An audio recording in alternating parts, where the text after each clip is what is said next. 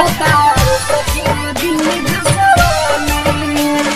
DJ Manish Raxaul.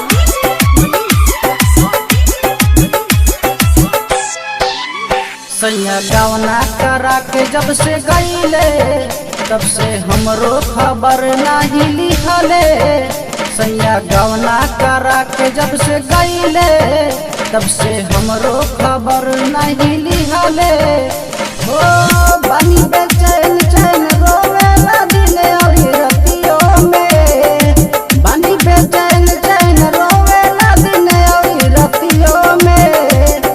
जय से गईले भतार सखी रे विदेशवा में। जय से गईले भतार सखी रे विदेशवा में। जय से गईले भतार सखी रे विदेशवा में।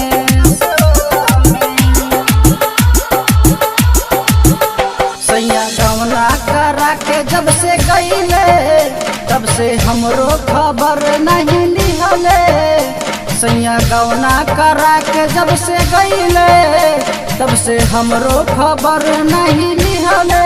हो बानी बेचैन नैन रोवेला दिन और रतियों में। बानी बेचैन नैन रोवेला दिन और रतियों में।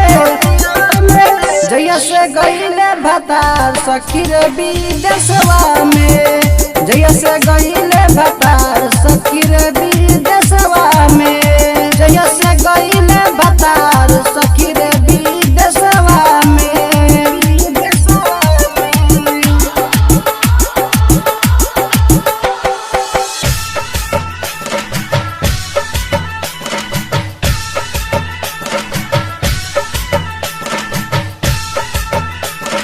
जय से गईले भतार सखी रे विदेशवा में। डीजे मनीष रक्सौल।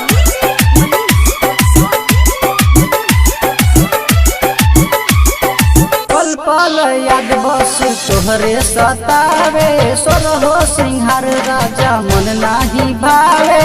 सोरहो सिंहार राजा मन नाही भावे। पल पल याद बस तोहरे सतावे। सोरहो सिंहार राजा मन नाही भावे। उनके बिना लागे चल जाई जान। चल जाई जान राजा चल जाई जान। चल जाई जान राजा चल जाई जान।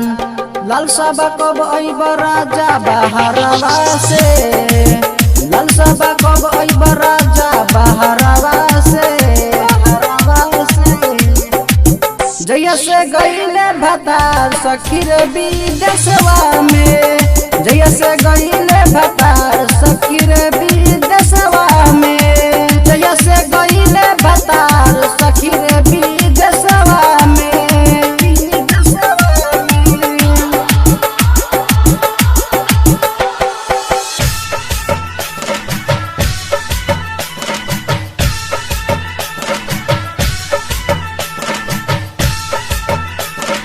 जय से गईले भतार सखी रे विदेशवा में।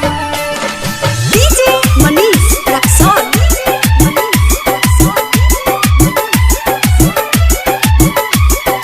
अब की तो छुट्टी लेके आवे के पड़ी। नाही तो राजा जी जिया मोरा जारी। नाही तो राजा जी जिया मोरा जारी। अब की तो छुट्टी लेके आवे के पड़ी। नाही तो राजा जी जिया मोरा जारी। राइटर साहेब नहीं बूझे दर्द। बूझे दर्द नहीं बूझे दर्द। बूझे दर्द नहीं बूझे दर्द। जाहिद राजा हम ना जाइब नहीं हरवा में। जाहिद राजा हम ना जाइब नहीं हरवा में। जय से गईले भतार सखी रे विदेशवा में। जय से गईले भतार सखी